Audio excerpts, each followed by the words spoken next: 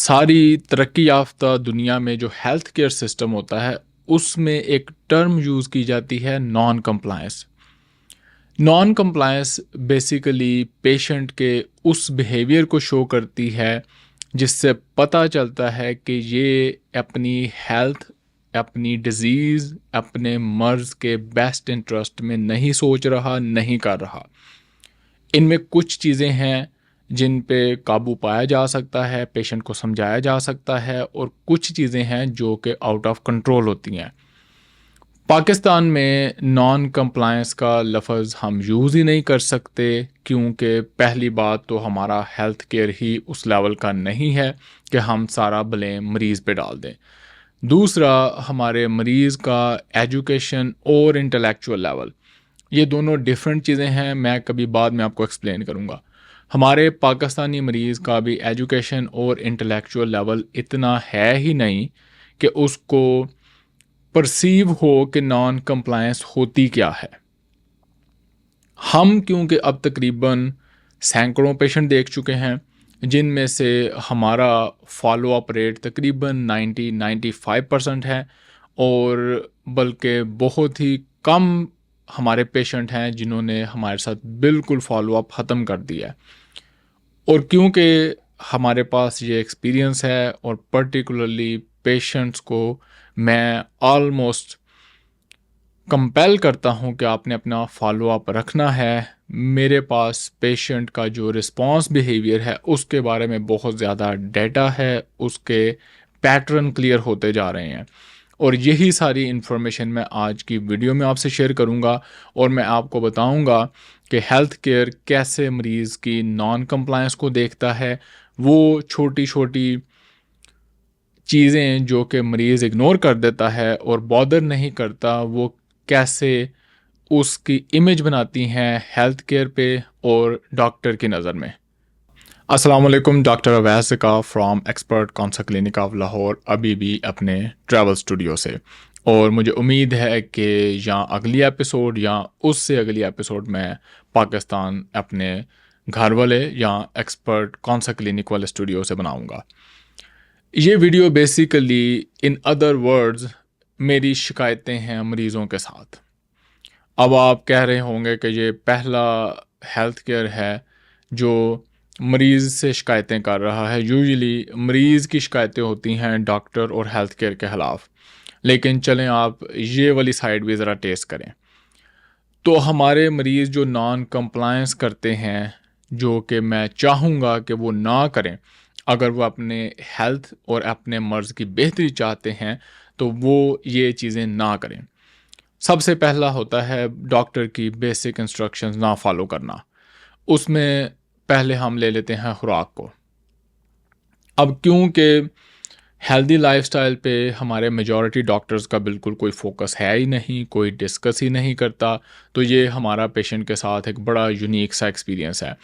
अमूमन क्या होता है कि मरीज़ को एक चार्ट हाथ में थमा दिया जाता है, वो जाके उसको फॉलो करे ना करे, डॉक्टर की कोई सर दर्द नहीं है और ना ही उसको कोई टेंशन है।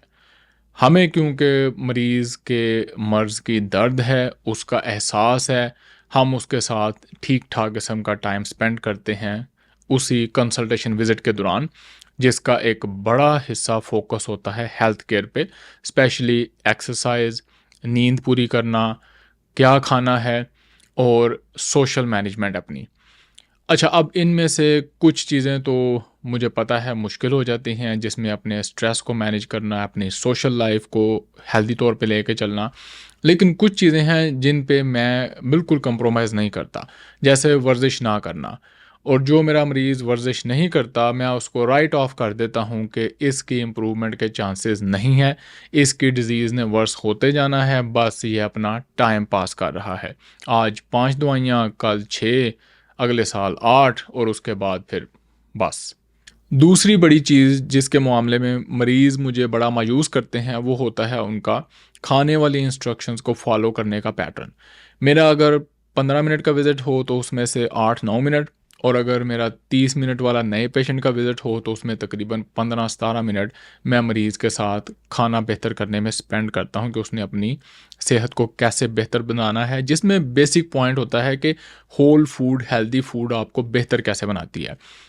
अब उसमें एक बड़ा चंक होता है कि आपने जो सलाद, फ्रेश वेजिटेबल्स हैं वो ज़्यादा लेनी है, प्रोटीन जिसमें अंडे हैं, चिकन है, बीफ है, मछली है वो ज़्यादा लेना है, और तीसरा रोटी को कम करना है। रोटी को 3 टाइम से लेके 1 टाइम पे लेके आना है।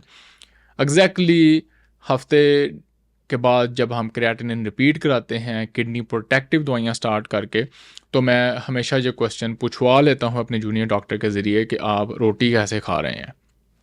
और फिर वही बात कि 3 टाइम रोटी चल रही होती है। खुदारा हमारे 21st सेंचुरी के लाइफस्टाइल में 3 टाइम रोटी हम बर्दाश्त नहीं कर सकते। ये हमारी इंसुलिन रेजिस्टेंस कराएगी, ये हमारा वेट गेन कराएगी, हमारी बीमारियों का सबब बनेगी। रोटी चावल हम सिर्फ दिन में एक दफ़ा खा सकते हैं। तो मरीज़ खाने में फटाफट ही नॉन कंप्लायंट हो जाते हैं, और सब्जियों और फलों को खुराक में शामिल करना तो इतना बड़ा मसला है पाकिस्तान में कि बस कश्मीर का मसला इसके सामने छोटी सी चीज़ रह जाती है। फिर आ जाती है दवाइयों की नॉन कंप्लायंस। दवाइयाँ मरीज़ अपनी मर्ज़ी से आधी डोज़ कर लेते हैं, या स्किप कर देते हैं, या स्टार्ट ही नहीं करते। इसकी कई सारी शक्लें हैं। मेरी लड़ाई इस बात से होती है, और मैं जो मरीज़ मेरे हैं वो बेशक कमेंट में अपना एक्सपीरियंस शेयर कर सकते हैं। मैं ठीक ठाक इसका गुस्सा करता हूँ, और ये गुस्सा नहीं करता कि मैं मरीज़ का आना बंद कर देता हूँ। मैं मरीज़ को फ़ोन करके उससे पर्सनली बात करके उससे ठीक ठाक बहस करता हूँ इस बात पे कि जब आपको इतनी अच्छी सर्विस हमने दी हुई है, पाकिस्तान का वाहिद हेल्थ केयर सिस्टम जिसमें एक यूनिक सर्विस है कि आप टेक्स्ट करके, कॉल करके अपने सवालों के जवाब ले सकते हैं। हर वक्त हम आपके साथ कम्युनिकेशन में रहते हैं, वर्किंग डे में, डे टाइम में। हम इमरजेंसी की बात नहीं कर रहे। तो आप क्यों नहीं हमें बता के पूछ लेते कि मैंने ये दवाई बंद करनी है या चेंज करनी है, या मुझे फ़लाँ ने कहा है कि ये दवाई खा के हड्डियाँ गल जाएंगी, या मुझे दूसरे मामे ने कहा है कि इससे गुर्दा ख़राब हो जाएगा। आप हमें बताएं ताकि हम आपको रीअश्योर करें। और मेरा ये सारा कम्युनिकेशन नेटवर्क को सिस्टम बनाने का पॉइंट ही यही है कि हम इस तरह के जो बैरियर्स हैं जो आपकी हेल्थ और आपके दरमियान आ जाते हैं, मामा, चाचा, ताया, या आपका अपना कोई गलत थॉट प्रोसेस, उसमें हम आपको प्रोटेक्ट कर सकें। अब मरीज़ दवाई कुछ देर खाएगा, उसके बाद छोड़ देगा, स्किप कर देगा, कई सारी चीज़ें करेगा। उसका नुकसान क्या होता है? उसकी सेहत को जो नुकसान हुआ वो तो हुआ, लेकिन जो हमने रिज़ल्ट्स या आउटकम्स मेजर करने होते हैं वो सारे कंफ्यूज हो जाते हैं। अगर मैं एक्सपेक्ट कर रहा होता हूँ कि इस दवाई के खाने के 3 महीने बाद प्रोटीन यूरिया 1000 या 2000 मिलीग्राम से 200 मिलीग्राम पे आ जाना चाहिए, तो अब मैं टोटली कंफ्यूज हूँ कि ये दवाई ना सही खाने की वजह से प्रोटीन यूरिया बेहतर नहीं हुआ, या मर्ज़ ऐसा था कि प्रोटीन यूरिया बेहतर नहीं हुआ और अब मैं कोई डिफरेंट टेस्ट करवाऊँ। तो आप दवाई और ख़ुराक के मामले में नॉन कंप्लायंस ना किया करें, फ़ॉलो किया करें कि डॉक्टर की इंस्ट्रक्शन को लॉजिकली फ़ॉलो करें। और अगर आपको लगे कि ये इंस्ट्रक्शन ठीक नहीं है, मैंने तो कहीं कुछ और पढ़ा है जो इससे मैच नहीं करता, तो उसके मामले में अपने डॉक्टर से डिस्कस करें। मुझसे मेरे मरीज़ बेतहाशा इस तरह के सवाल करते हैं। अब जैसे जो हमारा बेसिक कॉन्सेप्ट है कि अंडे की जर्दी खा लेनी है, उससे कोलेस्ट्रॉल नहीं हाई हो जाते, बीफ खा के कोलेस्ट्रॉल नहीं हाई हो जाएगा, तो मैं उनको सिंपल लॉजिक के साथ कहता हूँ कि आप खाएं और कोलेस्ट्रॉल चेक कर लें। इसमें कौन सी कोई लंबी चौड़ी मसले वाली बात है? आप बीफ खाएं 1 हफ़्ता, उसके बाद अपना कोलेस्ट्रॉल चेक कर लें। तो लॉजिकली इस तरह आप अपने डॉक्टर के साथ डिस्कशन कर सकते हैं। और अगर आपका डॉक्टर ये डिस्कशन करने के लिए तैयार नहीं है, तो आपको मैं हमेशा कहता होता हूँ कि you are more than welcome at expert consult clinic of Lahore, जहाँ हम सिर्फ आपको आपके क्वेश्चन को वेलकम ही नहीं करते, हम बल्कि आपको ऑनर करेंगे कि आप ये सवाल पूछ रहे हैं, जिससे हमें अपने कल्चर, अपने सिस्टम को लर्न करने में आसानी हो रही है। दूसरी बड़ी नॉन कंप्लायंस जो पेशेंट करते हैं वो होता है अपॉइंटमेंट पे नो शो होना। अब बाकी सिस्टम में मरीज़ हमारे सिस्टम को कंपेयर नहीं कर सकता, क्योंकि वहाँ पे आप जाते हैं वॉक इन। हमारे सिस्टम में आप कॉल करके, टेक्स्ट करके पहले अपॉइंटमेंट लेते हैं, इसलिए हमारा सारा प्रोसेस लाइन्ड अप होता है। तो मैं दूसरे डॉक्टर्स को इसके साथ कंपेयर नहीं कर सकता, ना ही आप हमारे साथ कंपेयर कर सकते हैं। इसी नॉन कंप्लायंस की वजह से हमें ऑनलाइन वाले पेशेंट्स की पे जो है वो पहले लेनी पड़ी। हालाँकि मैं इस फ़ेवर में हूँ और इस विज़न के साथ मैं पाकिस्तान में काम कर रहा हूँ कि जब हर नाई, मोची, धोबी, कारीगर अपने पैसे काम के बाद लेता है, तो हेल्थ केयर को क्या तकलीफ़ है कि वो पैसे पहले लेता है। हम क्यों पेशेंट की बेइज़्ज़ती करते हैं, ज़लालत करते हैं, अपने शोबे को गंदा करते हैं, पहले पैसे लेके। मरीज़ कौन-सा कोई भागा जा रहा है। तो हम एक विज़न के तहत पैसे या फ़ीस मरीज़ की कंसल्टेशन के बाद लेते हैं। उससे मेरा नहीं ख़्याल कि कोई बहुत ज़्यादा फ़र्क पड़ता है, ना ही पिछले 2 साल में हमारा कोई मरीज़ फ़ीस दिए बगैर भागा है। पर इससे पेशेंट को इतनी अच्छी फ़ीलिंग आती है, उसको इतना अच्छा एक्सपीरियंस मिलता है कि ये मेरे पैसे लेने के लिए नहीं बस बैठे हुए, मुझे लूटने के लिए नहीं बैठे हुए, ये मेरी केयर करते हैं। तो एक छोटे से जेस्चर के साथ आप पेशेंट की नेगेटिविटी को, हेल्थ केयर के ऊपर जो मिसट्रस्ट है, उसको पॉज़िटिविटी में बदल सकते हैं। और हम इसको कॉन्स्टेंटली कर रहे हैं, बड़ी फ़ाइट के साथ। सारी विज़डम और ट्रेडिशनल मशवरों के बावजूद मैं आज तक इस पे अटका हुआ हूँ और इंशाल्लाह ये हमारा दायमी विज़न रहेगा कि हम फ़ीस इलाज के बाद ही लेंगे। ऑनलाइन कंसल्टेशन में मुझे फ़ीस पहले करनी पड़ी, क्योंकि पेशेंट या कंसल्ट करने नहीं थे आते या टाइम आगे पीछे कर देते थे। इसकी वजह से, क्योंकि वो मरीज़ जिन्होंने फ़ी पे कर दी हुई है, जो सीरियस हैं अपनी हेल्थ के बारे में, वो डिस्टर्ब हो रहे थे, तो मुझे फाइनली ये करना पड़ा कि ऑनलाइन कंसल्टेशन की फ़ी हम पहले लेते हैं, जो फ़िज़िकल पेशेंट आते हैं उनकी फ़ीस हम बाद में लेते हैं। तो आपने अपॉइंटमेंट के सिलसिले में स्पेशली ऐसा सिस्टम जैसा कि हम दे रहे हैं, जहाँ की अपॉइंटमेंट पहले से फ़िक्स होती है, वहाँ पे नॉन कंप्लायंस से अवॉइड करना चाहिए। एक तीसरा बड़ा इशू मेरा पेशेंट्स के साथ है फ़ॉलो अप को रेगुलरली ना करना। अच्छा, अब फ़ॉलो अप मैं आप समझ लें कि हल्का सा डंडा दे के करवा ही लेता हूँ। इसलिए नहीं कि मुझे आपके पैसों की ज़रूरत है, पैसे तो पहले ही मैं बेतहाशा अमेरिका छोड़ के पाकिस्तान आ गया हूँ। मुझे आपका एहसास है, मुझे आपके मर्ज़ का एहसास है, मुझे आपका दिल से दर्द है। वही दर्द जिसकी वजह से मैं इस यूट्यूब चैनल पे आपके लिए टाइम स्पेंड करता हूँ, और वही दर्द जिस आवाज़ के साथ मैं आपको कॉल करता हूँ या करवाता हूँ फ़ॉलो अप के लिए, बार-बार मैसेज भेजता हूँ। अब मरीज़ पाकिस्तान में फ़ॉलो अप को मज़ाक समझता है, पहली बात। दूसरा, हमारे हेल्थ केयर के भी कुछ ऐसे इश्यूज़ हैं कि फ़ॉलो अप कौन-सा कोई बड़ा प्लेज़ेंट एक्सपीरियंस है। वही धक्के खाने हैं, जाके 2-3 घंटे प्रोफ़ेसर का इंतज़ार करना है, फिर उसकी गुस्से वाली शक्ल देख के वापस आ जाना है, तो मरीज़ फ़ॉलो अप नहीं करते। फ़ॉलो अप बहुत ही अहम चीज़ है। डॉक्टर के साथ रेगुलर फ़ॉलो अप किए बगैर आपका मर्ज़ किसी वक़्त भी वर्स हो सकता है। इसीलिए स्टैंडर्ड गाइडलाइंस के मुताबिक, अभी तक की विज़डम के मुताबिक, समझदारी इसी में है कि डॉक्टर के साथ रेगुलर फ़ॉलो अप किया जाए, ताकि मर्ज़ की डायरेक्शन, उसकी पोज़ीशन, वो किस तरफ जा रहा है, ये सारी चीज़ें क्लियर हों। मरीज़ के गोल अचीव हो रहे हैं या वो स्टेबल हैं कि नहीं, ये सब चीज़ों का पता चले।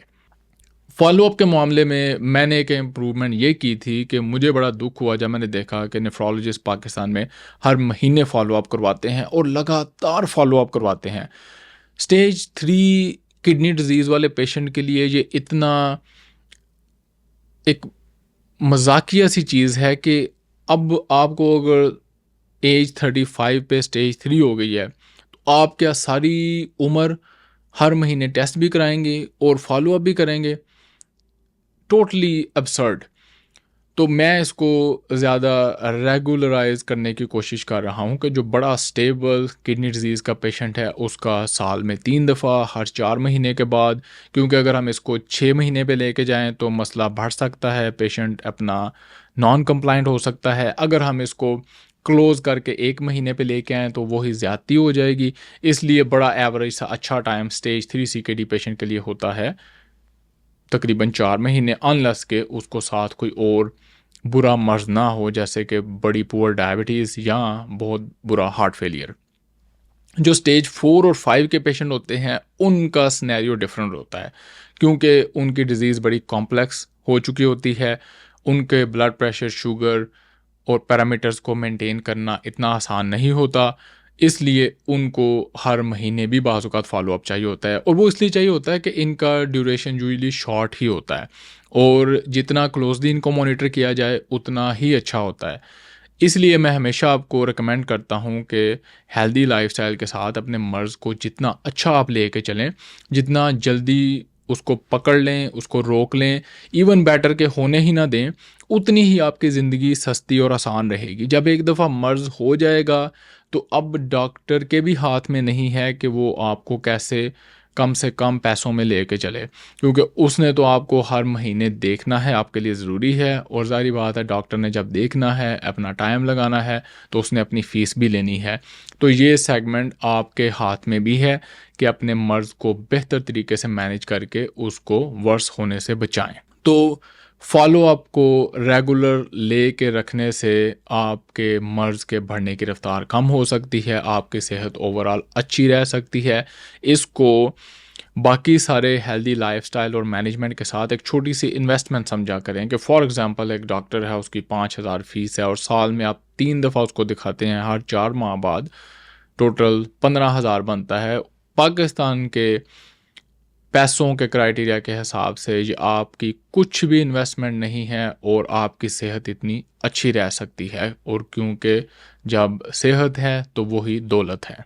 चौथा इशू जो मेरा पेशेंट के साथ आता है वो होता है इंस्ट्रक्शंस को फॉलो करना, स्पेशली हमारी रूल्स और पॉलिसीज़ को फॉलो करना आपकी अपॉइंटमेंट वाले दिन। जैसे मैं रिकमेंड करता हूँ कि आप 5-10 मिनट पहले आ जाएं, सारा ऑर्गेनाइज होके अपना डॉक्टर के साथ विज़िट कराएं, और 30 मिनट के अंदर अंदर हम पेशेंट को फारिग करके घर भी भेज देते हैं। कोई लंबी लाइनें नहीं हैं, कोई 2-3 घंटे वाला वेट टाइम नहीं है, कंफर्टेबल बेहतरीन सा एनवायरनमेंट है। उसका मैं बड़ा सून फ्यूचर में आपको वर्चुअल विज़िट भी अरेंज करके दूँगा, ताकि आपको पता चले कि एक अच्छा हेल्थ केयर का एक्सपीरियंस क्या होता है, इवन दो कि आप आके विज़िट ना करें। तो इस सारे सिस्टम में आपके लिए सिंपल इंस्ट्रक्शंस को फॉलो करना क्या कोई बड़ा मसला है? You just have to be logical, reasonable, और आप सिंपल इंस्ट्रक्शन स्टाफ की फॉलो करें। इसमें कौन सी मुश्किल वाली बात है? इतना आपको अच्छा स्मूथ सा सिस्टम बना के दिया है, उसको आके फॉलो करें, अपना विज़िट करें, डॉक्टर से इंस्ट्रक्शन लें, और 30 मिनट में फ़ारिग होके आप चले भी जाएँ। अच्छा, अब इसमें एक बहुत बड़ा जो ट्विस्ट मैंने ऐड करना है वो ये है, और समझें कि आपसे मैं रिक्वेस्ट कर रहा हूँ कि ये सिस्टम मैंने बनाया ही आपके लिए है। मेरा जो मेरे लेवल का प्रोटोकॉल वाला मरीज़ था, जिसकी मैं आपको एक्सप्लेनेशन देता हूँ, वो पहले ही मैं फ़ारिग कर चुका हूँ, या दूसरे अल्फाज में कहें कि वो मुझे फ़ारिग कर चुका है। वो बेसिक फ़िलॉसफ़ी है प्रोटोकॉल की। पाकिस्तान में हर रिश्तेदार, हर अमीर दोस्त, हर करीबी प्रोटोकॉल माँगता है, और मैं पूरा सिस्टम बनाने के चक्कर में हूँ। तो मैं उनको प्रोटोकॉल देने से पूरा इनकार करता हूँ। मैं कहता हूँ कि ये सिस्टम है, आप इसमें टाइम पे अपॉइंटमेंट लेके आएँ, प्रोसेस में से गुज़रें, और फिर हम आपको देखेंगे। अब इस सारी जद्दोजहद में मैं कई दोस्त खो चुका हूँ, कई रिश्तेदार खो चुका हूँ, और जितना बड़े लेवल का अमीर प्रोटोकॉल वाला पेशेंट होता है वो हमारे पास नहीं आता, क्योंकि उसकी एक ही ज़िद है कि मुझे अभी देखें और मुझे प्रोटोकॉल के साथ देखें, और हमारे सिस्टम में प्रोटोकॉल एग्जिस्ट ही नहीं करता, ना करेगा, ना मैं होने दूंगा। मैं पाकिस्तान में आया हूँ एक मिडिल क्लास तबके के लिए हेल्थ केयर बनाने, मेरे जैसा, मेरी फैमिली जैसा, मेरे पेरेंट्स जैसा, मेरी बेगम बच्चों जैसा बंदा, जिसका कोई पूछने वाला नहीं है, पुरसाने हाल नहीं है। मेरा विज़न है कि वो बंदा एक ऐसे हेल्थ केयर सिस्टम में जाए, वहाँ पे अपना कंसर्न बताए, फ़ीस पे करे, उसको वर्ल्ड क्लास एक्सपीरियंस मिले, ट्रीटमेंट मिले, और वो घर चलता हो, और उसकी सेहत, उसकी बीमारी का लॉन्ग टर्म ख़्याल रखा जाए। जो प्रोटोकॉल वाले पेशेंट हैं वो तो कहीं भी जाके अपना प्रोटोकॉल ले लेंगे, कहीं से भी घुसा के बाकी सबको धक्का मार के अपना अचीवमेंट कर लेंगे। तो उनको हम इग्नोर करेंगे और अगर कभी वो हमारे साथ फ़ाइट करने आएँगे तो हम उनको पूरा रेज़िस्ट करेंगे। हम बेसिकली अपनी respectful, educated, intellectual, middle class के लिए एक सिस्टम बिल्ड करने की कोशिश कर रहे हैं, जिनको अपनी सेहत का ख़्याल है, जिनके पास पाकिस्तान की मार्केट के मुताबिक अपनी हेल्थ के ऊपर स्पेंड करने के लिए पैसे हैं, लेकिन उनको एक अच्छा हेल्थ केयर नहीं मिलता। तो आपसे रिक्वेस्ट ये है कि मैं जब अपने सारी फ़ाइट करके रिश्तेदारों को, ताल्लुक़ वाले लोगों को, बड़े-बड़े ओहदे वाले लोगों को इग्नोर करके आपके लिए एक सिस्टम डेवलप कर रहा हूँ, तो आपने मुझे इसमें थोड़ी-सी हेल्प करनी है कि ऑर्गेनाइज़ होके मेरे साथ चलना है और बड़ी जल्द ही हम इंशाल्लाह इस स्टेज पर पहुँच जाएँगे कि हमें इन प्रोटोकॉल वाले पेशेंट्स को बिल्कुल करीब से भी नहीं देखना पड़ेगा। अच्छा, पाकिस्तान में होता क्या है कि सारे लोग, सारे डॉक्टर, सारे प्रोफ़ेसर, सारे सिस्टम इन प्रोटोकॉल वाले पेशेंट को पकड़ने के चक्कर में होते हैं, क्योंकि वो विश कर रहे होते हैं या उनको लगता है कि कल को इसने मेरा कोई काम करा देना है, कल को मुझे बड़ा अस्पताल बनाना पड़ेगा, ट्रांसप्लांट अप्रूव कराना पड़ेगा, कोई भी काम करना पड़ेगा, पर्सनल लेवल पे करना पड़ेगा, तो मेरा कोई जुगाड़ लग जाएगा अगर मैं आज इसको प्रोटोकॉल दे दूँगा। अब हम क्योंकि इस बात पे बिलीव ही नहीं करते, अगर तवक्कल कोई चीज़ होती है तो वो ये है कि आप अपने सच्चे दिल के साथ और मिशन और पैशन के साथ अपना काम करें, तो अल्लाह और नेचर खुद ही आपका रास्ता बनाती जाती है। इस तरह वाले प्रोटोकॉल वाले लोग भी आपका काम खुद ही करने के लिए एक दिन तैयार होंगे। लेकिन ये जो बाकी दुनिया का बिहेवियर है, उसकी वजह से हमारा ये सिस्टम ख़राब हो रहा है कि प्रोटोकॉल वाले पेशेंट को प्रोटोकॉल देंगे, सिस्टम बनाएँगे नहीं, आम मरीज़, गरीब मरीज़, मिडिल क्लास मरीज़ के बारे में सोचेगा कोई नहीं। और यही वजह है कि हमारे पास कोई भी अच्छा हेल्थ केयर सिस्टम नहीं है, जहाँ पे एक आम पाकिस्तानी शहरी मार्केट के मुताबिक पे करके अच्छी सेहत या ट्रीटमेंट खरीद सके। एपिसोड को ख़त्म करते हैं एक बड़े पॉजिटिव और प्यारे मैसेज के साथ। हर मरीज़ के लिए अपनी सेहत सबसे पहले है और बीमारी को ख़त्म करना उसकी प्रायोरिटी होनी चाहिए, है और रहेगी। फिर क्या वजह है कि हम क्यों इसको गलत तरीके से लेते हैं और ऐसे एक्शन करते हैं जिसकी वजह से हमारी सेहत को ही खतरा हो सकता है। Expert counsel clinic of Lahore और उसकी टीम बड़े प्यार, दर्द, कंपैशन, पैशन और एम्पैथी के साथ आपकी सेहत का ख्याल रखना चाहती है, आपके मर्ज़ को बेहतर करना चाहती है। आपको मेरे हर लफ्ज़ से, मेरी हर एपिसोड से, मेरे हर एक्शन से, जो लोग मुझसे ट्रीटमेंट करवा चुके हैं, पता चलता होगा कि मेरा आपके लिए जो एहसास है वो रियल है, कोई रंगबाजी नहीं है, कोई पैसे कमाने का तरीका नहीं है, इवन दो कि फ़ीस तो मैंने आपसे लेनी है। तो आप जहाँ पे इतनी ज़्यादा चीज़ें हमसे सीख रहे हैं, थोड़ा-सा डिसिप्लिन भी सीखें। उसमें ना सिर्फ़ हमें एज़ ए एंटिटी फ़ायदा होगा, हेल्थ केयर ज़्यादा स्मूथ हो जाएगा, आपकी अपनी सेहत के लिए बहुत बेहतर रहेगा और आप अपने मर्ज़ और अपनी डेली रूटीन को बड़े बेहतर तरीके से लेके चल सकेंगे। उसमें एक डिसिप्लिन आ जाएगा और गुर्दे के मर्ज़ की मैनेजमेंट का स्पेशल जो सबसे बड़ा सीक्रेट है वो है डिसिप्लिन, लगातार रूटीन के साथ ज़िंदगी को लेके चलना, क्रिएटिनिन को एक जगह पे रोक के रख देना।